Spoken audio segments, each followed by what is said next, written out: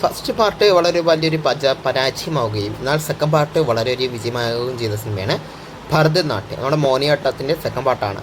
സിനിമയ്ക്ക് വളരെ വലിയൊരു വിജയം തന്നെ കൈവരിക്കാൻ സാധിച്ചിട്ടുണ്ട്. ഏകദേശം 40 കോടിലായിട്ട് സിനിമയ്ക്ക് വേൾഡ് വൈഡ് കളക്ഷനൊക്കെ നേടിക്കാൻ സാധിച്ചിട്ടുണ്ട്.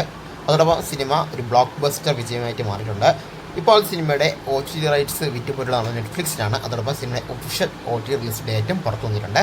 ഈ വരുന്ന മെയ് 8 അതായത് ഈ വരുന്ന വെള്ളിയാഴ്ച സിനിമ നെറ്റ്ഫ്ലിക്സ് സ്ട്രീമിംഗ് നടത്തുന്നത് കൺഫേം ആയിട്ടുണ്ട്.